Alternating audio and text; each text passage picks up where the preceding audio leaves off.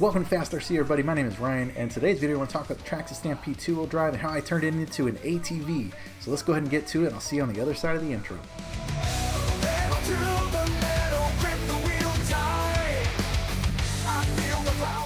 Alright, so I'm really excited to share this build with you guys. So I want to get one thing out of the way first. It's these kind of builds are really the whole reason why I'm in the RC hobby, and the reason why I started this channel is because I wanted to try to show off and show other people how to do unique things or make unique builds out of like everyday bashers like Stampedes and Rustlers and Slashes and do all the things like that.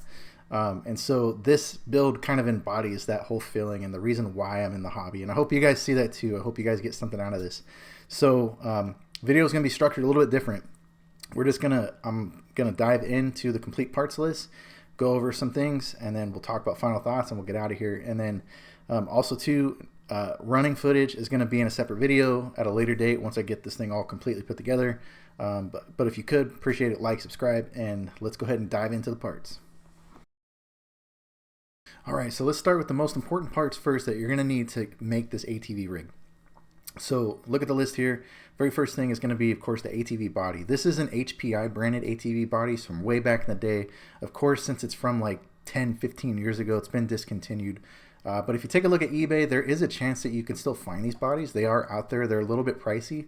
But I did think I found some other eBay seller that is selling like a replica model of these Lexan bodies, or a replica version. And so I'd take a look at that. If you're interested in building something like this, you can find like replica version ATV Lexan bodies. They are out there. And so the next thing, obviously, is the driver. The drivers, in my opinion, are a lot harder to find. Once again, it's an HPI branded driver. There's a green one, and I actually have a red one, believe it or not, in storage. I kind of, a little bit of foresight, I knew these things were hard to find. I ended up buying a second one many years ago. So I do have, I could do a second version if I wanted. But they're not impossible to find. They are out there, but eBay is going to definitely be your best bet. If not, another thing that I've seen before is somebody actually take the driver from a Promoto MX Losi, which is definitely a current vehicle. You can take the driver for that and like repurpose it and put it on like an ATV body. I've seen it done. So there are options. You don't have to go this route. You could go like the Promoto route. Next thing I want to talk about is how do we hold the body to the chassis and to the truck itself. So what I used is the chassis from, well, first of all, this chassis is a Gravedigger chassis Stampede.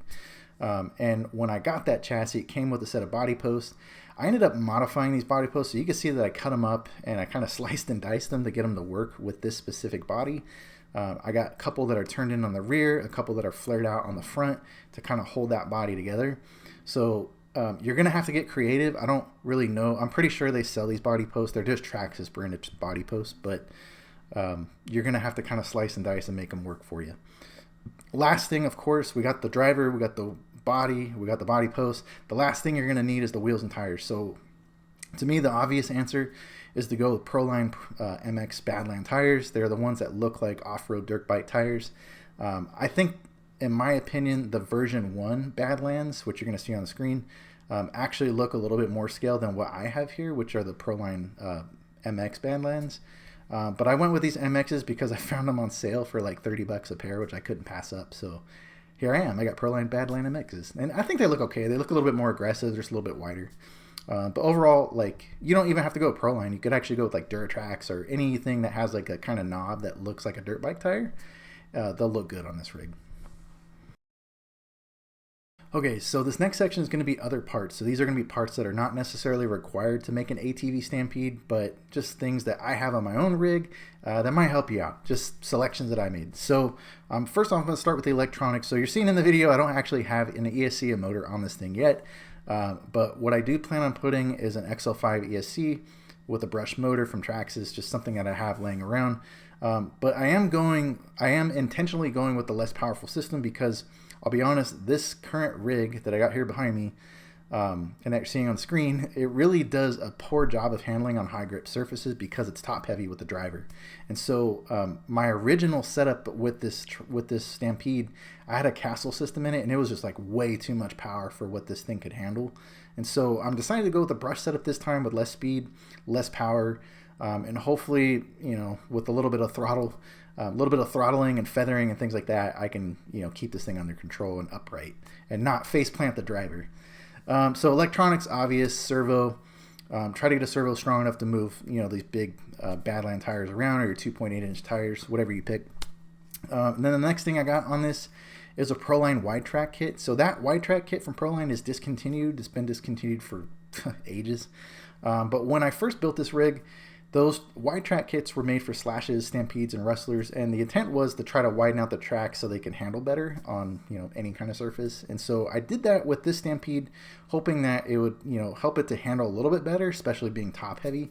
And I do think it does help maybe a little, but it's not a deal breaker. If anything, if I was to do this all over again with a new Stampede, I would just keep the stock Stampede A-arms, and then maybe you could change the offset on your wheels a little bit to make it a little bit wider and get the same effect. Next thing I'm going to talk about is the Proline transmission. So mine, I have a Proline transmission on this, and with a brush setup, it's absolutely overkill to have like a built transmission like that. So I wouldn't recommend it. I would just stick with whatever stock transmission you get from Traxxas. Whatever you got, probably be fine. For my specific rig here, I have a Proline transmission because I was running a Castle motor system with a lot of power, and so I was trying to, you know, beef it up for reliability. But now that I'm going brushed, it's like total overkill. And speaking of overkill, since we have the transmission, let's go ahead and talk about the drive shafts. I went with Techno drive shafts on this thing, which once again is like absolute overkill, and probably not necessary. Now that I'm thinking about it, I probably should take them off and put them on my /2 wheel drive. That'd make a lot more sense. But anyways, they're still here now. And I'll be honest, these Techno drive shafts, for the time that I did have the Castle system on it, were just absolute bulletproof. These things are almost 10 years old, and they're still good. Like, they're still excellent. And so highly recommend those. You don't have to get these. They're absolutely not required, but just I'm telling you what parts that I have on my truck. And so, yeah, that's it for the other parts. Let's go ahead and talk about final thoughts. Okay, on to the final thoughts. So, like I said in the intro, it's builds like these is why I love RC. It's why I made this channel. It's why I just continue to stay in this hobby even, you know, after a decade. It's getting the chance to take something so ordinary like a Traxxas Stampede 2-wheel drive, which is so common, feels like everyone has one. But to take it and to make it your own and to do something unique with it is really the reason why I love this hobby so much, and the reason why I like doing this YouTube channel is just to share these type of things with you guys. So, just my final thoughts. I love this build. I made the mistake of building it and then tearing it apart for other builds, and I'm definitely not going to do that again. I'm done. Like, once I put the electronics in this and I drive it, that's it. We're done. We're not ever going to tear it apart again. I may sell it down the road. I don't know, but this is going to be it for this build. I'm not taking it apart anymore. I'm just not doing that. Learn my lesson.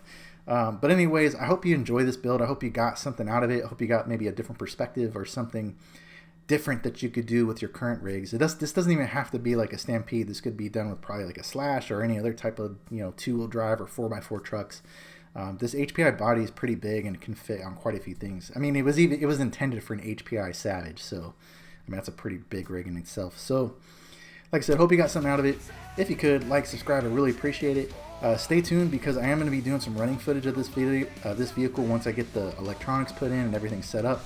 Gonna go out, do some bashing, do some slow-mo, all that kind of stuff. So you're definitely gonna want to like, subscribe, stay tuned for that, and that's all I got. I'll see you on the next one.